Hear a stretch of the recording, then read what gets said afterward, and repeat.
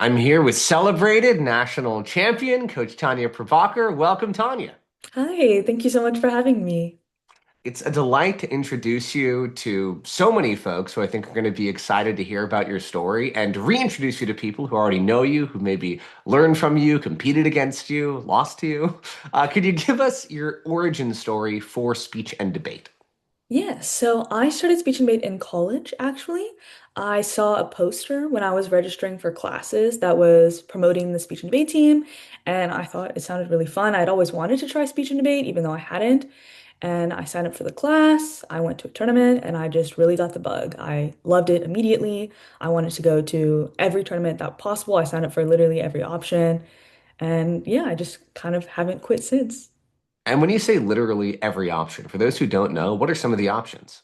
Yeah, so when I was in community college, we had actually, I think this is true for pretty much every level. There's the four categories of event with limited prep, platform speaking, interp, and debate. And I competed in all four of those categories.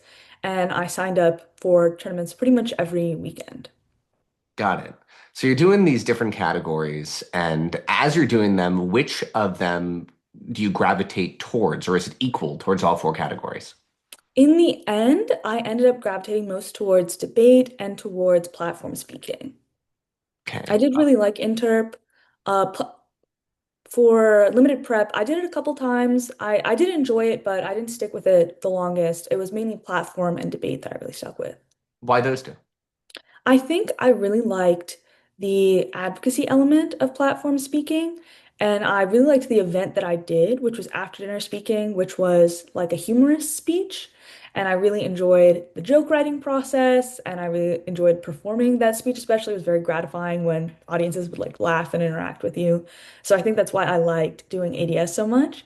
And then I also really liked debate. I just loved I felt like it was the most immediate as far as competition goes. Like you find out immediately after the round if you won or lost. You can adjust your strategy based on how the tournament is going.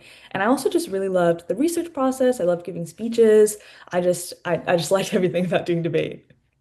What would you say to some of these circuit debaters at the middle or high school level who say, look, I love doing debate. It's awesome. Give me progressive circuit style LD, but I'm not going to do a funny original oratory, which is really what I think after dinner speaking is. You're able to bridge those gaps. Why is it that you did both of them at the same time when so many debaters would say, nope, there's a dichotomy and I'm on this side of the ledger? Mhm.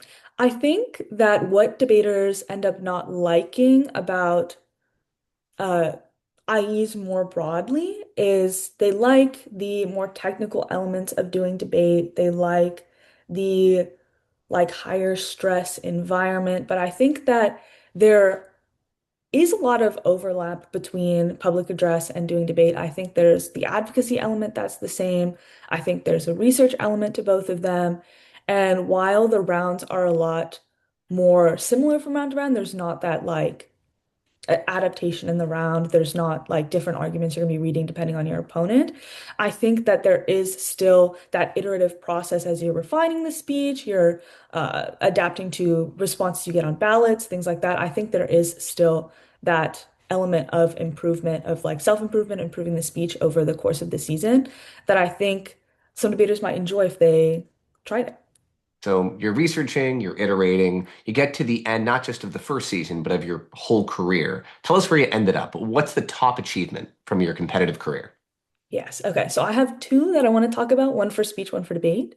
So for after dinner speaking, my kind of top achievement was one year I won HFO, the Hell Froze Over tournament, which is one of the most competitive college invitationals in the country. And I won it as a community college student. I was the only community college student that year to win an event at HFO. So that was really important to me. It was a very special memory. And then for debate, my top achievement was when I won first place at the Pi Kappa Delta LD National Championship. So that was also very exciting. What's the judging pool like at Pi Kappa Delta? It's, I think, kind of mixed. There were some LD judges, sometimes there were IPDA judges because there's so many different events at Pi Kappa Delta. There were some lay judges, and there were sometimes policy judges because there is policy at Pi Kappa Delta as well. And you've talked about your CC experience thus far. Where'd you end up getting your four-year degree from? Yeah, so I transferred to Western Kentucky University on a full ride scholarship. WKU is probably the most successful speech and debate university. I don't want to like brag when I say this, but like in history, we're very successful. Yeah, for sports fans out there, every single year, this is like a dream team. This is like there is a Michael Jordan that is always there. There's a Magic Johnson that's always there. It is very impressive when you see folks who are on the high school national final round stage right before, and then the next year they're in a national final at the collegiate level through WKU, which is a superb program. Okay. Even before you went to WKU, it seemed like you had that ambition to try to differentiate yourself. As you mentioned, you won the Hell Froze Over tournament. Where did that come from? And I ask because there's some folks who just treat speech and debate like a resume checklist. There are others who are there, but they're like, I'm doing this to make friends and build community, which is all great, but they just don't believe that they can get to that final round or win that round. How do you describe your relationship with ambition and forensics? I think what made me so ambitious to start out. Like even when I started, I was like, I want to go to nationals. I want to one day win nationals. Like that was immediately what my goal was. I think part of what it was I had a lot of really good role models on my team who had been successful, and that made me feel like I could be successful as well because I had that path in front of me of like the steps that I had needed to take in order to achieve success on the local circuit, on the state, national circuit. And I think that was really inspirational for me to have those role models. I also think I just really thrived on the competition. I really loved having something where I was trying to pursue excellence. I think it provided a lot of structure for me in my life.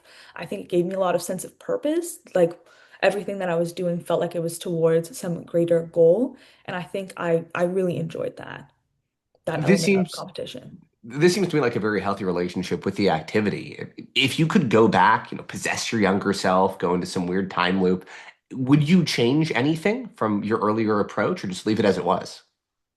I think there is not a ton that I would change. I did really have a good time. I think that there might have been some moments where I would have said, I think you could work a little harder, and some moments where I would have been like, you could actually relax a little bit. I think you're going a little too hard.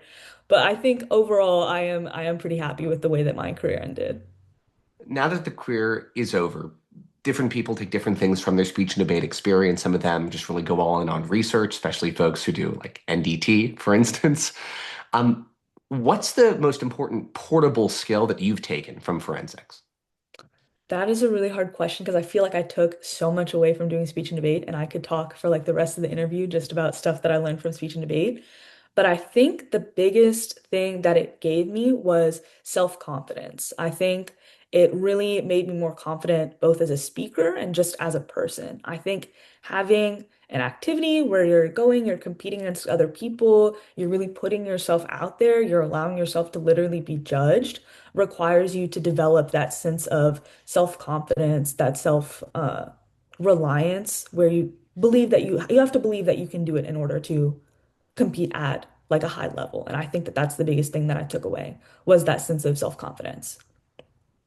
Sometimes you have very self-confident coaches and they struggle to instill it in their students. It seems to me, based on your record, that might not be the case. Just recently, you helped your team win, I think it was a team sweepstakes at one of the collegiate national championships. You've helped coach much younger students at Modern Brain to dozens of awards.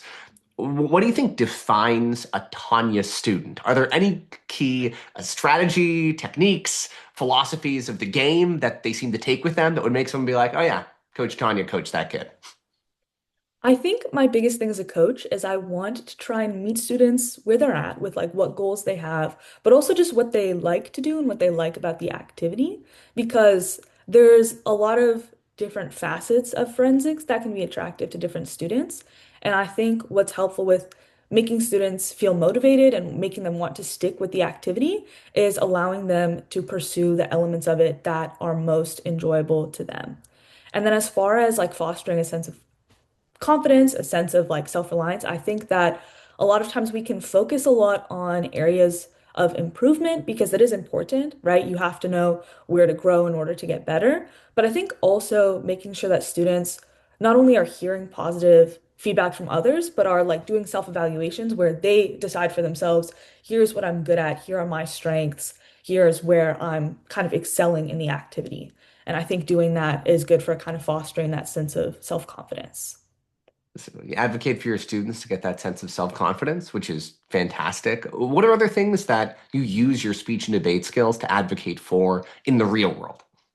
Mhm. So very recently, I just presented at a communication conference for some research that I did as a graduate student, and I was able to use my speech and debate skills presenting. And afterwards, people were very congratulatory. They thought it was a very good presentation because I had so much public speaking experience, and that presentation was about student workers and about how universities can better support student workers. And that's something I've been doing a lot of research on in my graduate program. So I would say that's something that I'm pretty passionate about.